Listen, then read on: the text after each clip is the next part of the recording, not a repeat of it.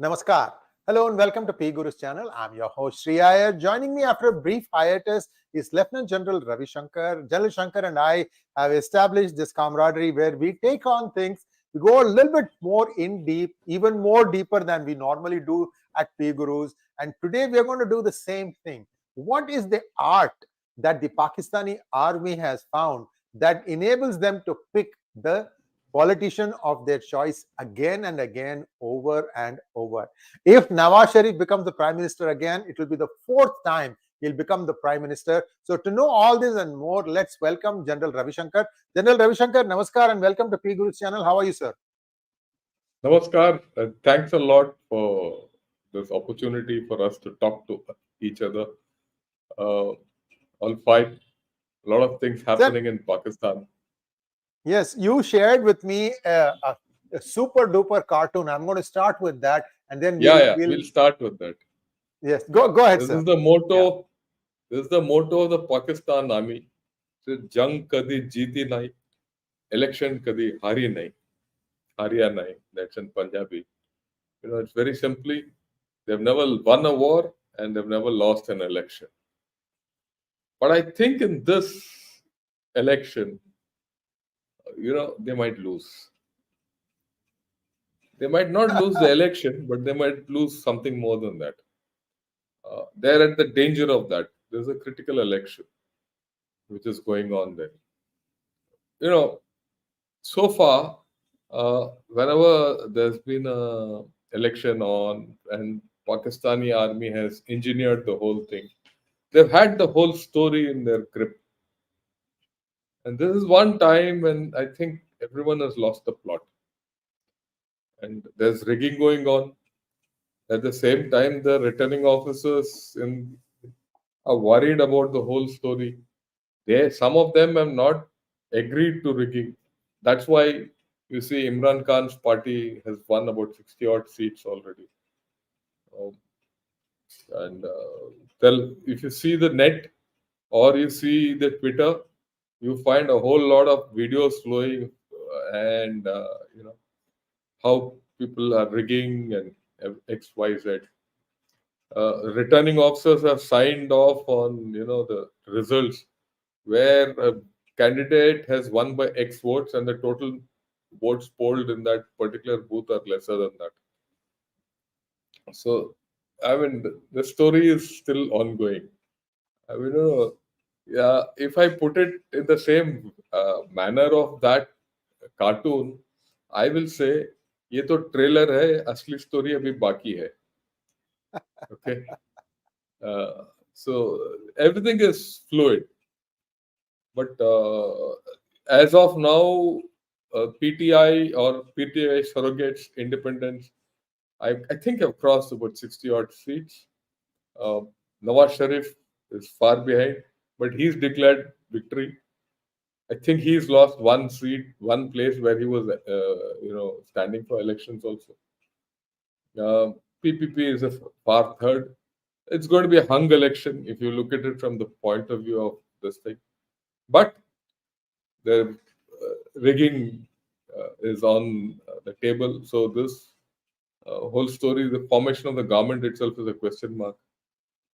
The way it looks like it's possible that the army will force the PPP and the PMLN to form a government. Whichever government which is formed will be unstable. The army will not let the PTI back independent formed government if it can form a government to run its course. They'll keep troubling them. If these two people are there, PPP and PMLN, then ultimately that government will be anyway unstable, and you're going to see more chaos in Pakistan. And so far, we have thought that it is the army which pulls all strings. Everyone was expecting that Sharif will come back to power. That's not happening, and so everything is up for grabs in this whole story, and it's going to have far-reaching implications. Why? Probably for the first time, the army is being stood up to, And you have to look at the continuum of the time when Imran Khan was deposed. May 9th, he was arrested. And now, over the 2 year period, 2.5 year period, if you see, he stood up to the army. And that is something which, for the first time, by voting for Imran Khan candidates, the people of Pakistan have stood up against the army dictator, which is significant. It has never happened so far, right? Uh, so, pa- but then the army is not going to let go. Army is not a small thing in Pakistan. They're going to twist everyone's tails. They got a whole lot of independents who they'll twist their tail and make them vote the way they want to form the government, and they'll run the government. But it's going to be unstable. So I see a lot of instability in Pakistan looming ahead. Whichever government comes will have its own agenda. Whoever is in the opposition will try to topple that government because they'll have their agenda, right? Some important names like that Fazlur Rahman, who was JUI leader, he's been knocked off in this election. Parvez Katak, who was the chief minister of KP under Imran Khan, but who rebelled against Imran Khan and went, he's been knocked off. So there are a lot of questions. How will these independents come and form a government, especially when Imran Khan is in jail? What will happen to his future? So, and a lot of wheeling dealing must be going on. It's pretty clear that there's a lot of rigging which has taken place. That's on. So one doesn't know which way Pakistan is going to head. Uh, with all this, there have been violence also. Right. So instability in Pakistan is going to endure.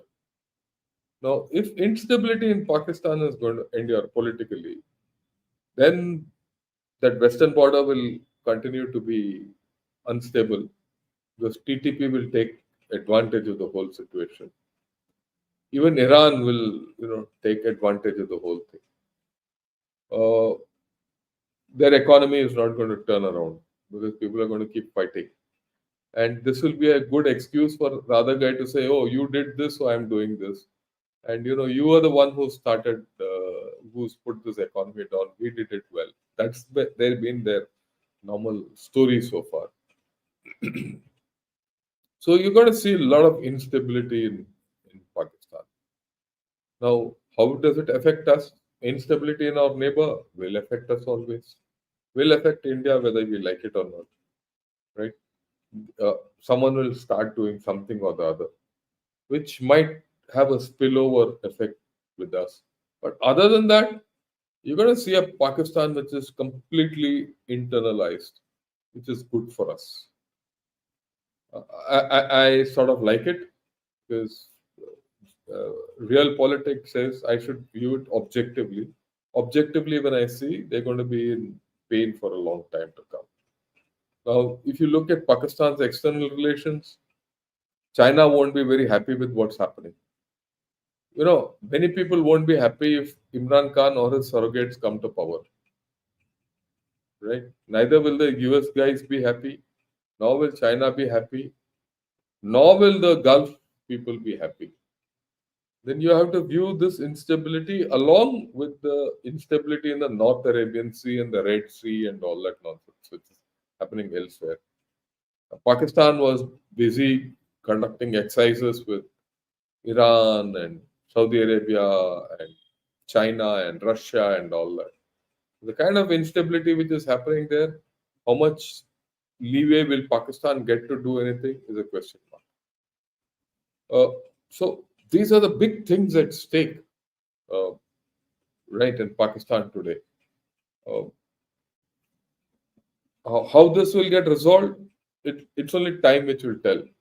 But definitely, everyone is taking time to come out with the results. Everyone is being economical with the truth. Everyone is playing his own game, right? And there is problem in POK. There are problems in Gilgit Baltistan. So we're going to see this issue flare up more. I don't see this ending, in a happy state of affairs where someone becomes a prime minister and from there Pakistan gets a new lease of life. No. Oh, as far as the Pakistan army is concerned, sometime back, you know, I'll go back last year. Last year, when Imran Khan was arrested, there was a fair section of people within the Pakistan army who were opposed to this entire thing, especially the veterans. The serving generals gave these chaps a shut up call. And there were rifts in the Pakistan army on which I have never had a doubt. That's why the sitting corps commander was sacked. A whole lot of officers are under, court martial. And XYZ, they did a lot of things. Now, all that will surface. If that surfaces, you're going to see divisions within the army. Then what does Asim Munir do? How does he handle this whole situation? So far, he's, ramrodded his way through. Can he do it further? If he does it further, will the IMF stand by him? Because next month they have to go, March, April, they have to go back to IMF to convert that standby arrangement into another lease of life. China is not going to give them. And if democracy doesn't play, this is ideal time for USA to twist Pakistan's tail. So a lot of things at stake, and it's going to be fun. So I've given you an opening gambit. You could ask me questions from here. Yes, sir. And before I ask questions, viewers, I don't know how many of you saw these shorts of mine. I released it sometime in the morning today. So just take a quick look at that. Yeah. Is Imran Khan about to pull the biggest upset of his lifetime? From what we are hearing about the elections that took place for 266 seats, it is believed that the independents, which are essentially PTI members, are leading between 150 to 166 seats. The question now is, what is the United States going to do? Are they going to let democracy prevail in Pakistan? Yeah, that democracy that they preach to the whole world. Are they going to allow this to prevail and tell the army, go back to your barracks? That's the big question. Stay tuned. We'll have a more detailed response a little bit later. Thank you. Namaskar. So this, viewers, is the detailed response as we look at it from a general's viewpoint. And also, Lieutenant General Ravi Shankar was the best person for this job because he, for the government, has conducted elections in very sensitive areas, whether it is Punjab or the Northeast or in Jammu and Kashmir. So he knows what it takes to conduct a free and fair election. And this is not something that we should claim. It's the people who are come there. They should claim that, yes, these elections were free and fair. And what happened was, General Ravi Shankar, I was following it right from the get-go. First off, in many constituencies where either the PPP or the PMLN was seen to be a little bit weak, the election balloting didn't start on time. They deliberately delayed it.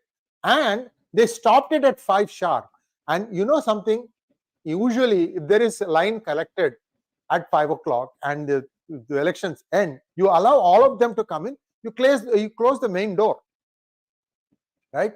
They didn't do that. They drove out even those people who were inside the complex to vote. So there has been normal. These are all the things. Not only that, you see what has happened is the way the results are coming out. As of now, I'm looking at Dawn. Dawn has reported that 157 seats have been announced. 62 have gone Imran Khan party's way, 43 with PMLN, and 36 with PPP. Okay. Now, there are about, they have to get 134 seats to come to the halfway mark. I don't see Imran Khan doing it. But the like you rightly said, in the morning, the cover was that he'll make it. What has happened? What could have happened? What could have happened is, of course, one is they've stopped people from voting. Where since they knew that the whole tide is going against them, stop people from voting becomes less. It's okay. They might have allowed selective voting also, which we don't know. That will come out. But what seems to have happened is, in certain constituencies, which has come out in the Twitter. I'm talking from Twitter. A guy was leading in the morning by X number of votes. By evening, he's losing by X number of votes. So the whole thing is turned. What I feel has happened is in those constituencies where the gap was large, they said, okay, we can do very little. In those constituencies which are the gap is less, where rigging could take place, and so guys have made up votes there. I think that's what's happened, and it appears to me that if they do mass scale rigging, it will go completely against the army, and then the situation will become irretrievable. But if there is selective rigging which goes on, right, you allow PTI to gain a majority, which they have done, but also ensure that between PPP and PMLN, they can form a government, then they can push their way through. And that is what they're trying. That is what is apparently coming out. And we have to remember, in Pakistan, there are actually 5 players in this whole game of elections. The 3 main parties, PTI, PMLN, and PPP, the army, and the 5th player is the judiciary. In its entire history, okay, this is not the first election which the army has rigged, nor will this be the last. So, but every time it needs the judiciary by its side. If the judiciary is with it, it will push the whole thing through. Outright rigging, the judiciary all would not have been with them. So this partway rigging, the judiciary might cow down. Partway rigging, it is possible that US and the Western world will say okay, right, and go through by funding them and all that. So the chief of army staff is playing a calculated game. Okay, he's not going to let go. One thing we should be sure, and he couldn't care a damn what USA says in this. On that also, I'm very sure, because sooner or later he is very clear that USA will come back to him, because he has his own stakes, or rather, Pakistan has leverage through its relationship with China, and vice versa. Right? When it comes to power, they're pretty ruthless. So, and they put Imran Khan in the can. He's not going to come out. The court will not let him come out. That they'll manage. So, if the PTI people form a party, it will be without Imran Khan. Will that party stay together? Will that party give leadership? Or will they destabilize that whichever government which is formed through Imran Khan's party and then get back to this? So a whole lot of things are at stake. Everything today, as of today, is in motion. Probably by tomorrow afternoon, evening, we'll get a idea as to where this is. But let me tell you, for the fortunes of the Sharifs, it's a big blow. In fact, Nawaz Sharif has already declared victory. Right? PPP is waiting in an ambush mode. Okay. वहाँ कहाँ मेरा मौका मिलेगा? PTI is going all guns blazing. It's the army which is in the critical mode. The criticality is in the army because it has all 3 options laid out in front. It might face a situation tomorrow which is unprecedented. Already, the situation it faces is unprecedented in the history of Pakistan. So it might be on the crosshairs for a long time to come. If the people of Pakistan go against the army, then the army is in the boondocks. The other thing is, okay, they push this, coalition through, which it appears they will by tomorrow, and you get the judiciary to, okay, rubber stamp this whole thing and run a government. But that will be a rubbery government, which this thing. The third option is martial law. If nothing works, impose martial law. But that has its own repercussions, right? They will try this hybrid model only because hybrid model allows them the leeway of doing backseat driving. and the thing doesn't come on their head. So one has to see which way this whole thing will function. And uh, I mean, rigging and all is par for the course. What you're saying, this in many cases they started voting at 3 o'clock in the afternoon, right? So what you're saying is absolutely right. A lot of things have happened which are not normal, and all these will come out. It's not as if they're not going to come out. Yeah, your views, Yes, and sir. we'll take it forward. Yeah. So, couple of things that made rigging harder for the army, I think, is that the turnout was supposedly around 70%, 70.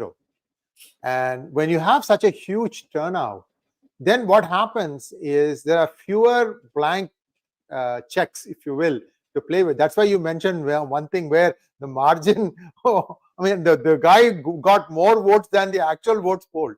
So that means that clearly there was a rigging there. Somebody didn't have their math right.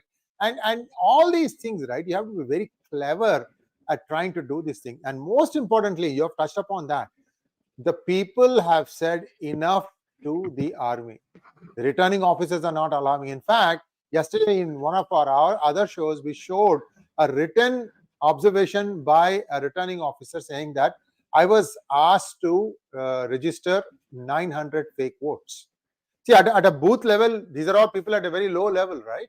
And they are saying that I was forced to do this thing. And he has given a written to Yeah, the yeah. election commissioner saying that, It, look, no, no, yeah, I agree with you. Not only that, many returning officers have refused to even declare results.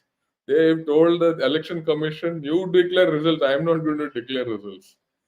Okay. Obviously, there's rigging going on there, or something has happened with you. Look, at the end of the day, we have to realize there are 225 million people there, and about 120 million are voting in this, election. People are people. They have their own feelings. Someone might be a Imran Khan, fan. Someone might be a Shahbaz Sharif fan. X, Y, Z, whoever. He might have his political leanings deep, like our election, returning officers and people polling booth staff and all. Where will they get guys from? They're all government servants. Or there'll be some clerk somewhere, some teacher somewhere, some tehsildar somewhere. These are the guys who are put.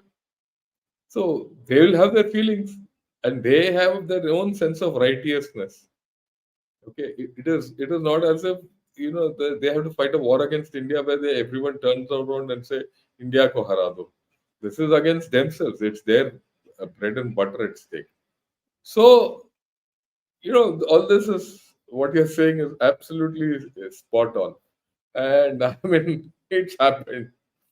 The thing we'll have to see is what's going to happen further. I mean, we're talking of a nuclear nation, which is in spin. It's been in spin for the past 2 years. And what happens? And remember, there's this party called Tehrik-e-Labbaik. I was seeing somewhere, hearing some commentary, in one of those Pakistani channels today when I was walking around, that they have got a fair amount percentage of votes. And Tehrik-e-Labbaik is the one who talks of blasphemy, and they hung that Sri Lankan. They lynched that Sri Lankan 2 years back for blasphemy. So, and they created a lot of havoc. So, there are issues. There are subterranean issues in Pakistan which are going to come up in this election once this whole thing goes through.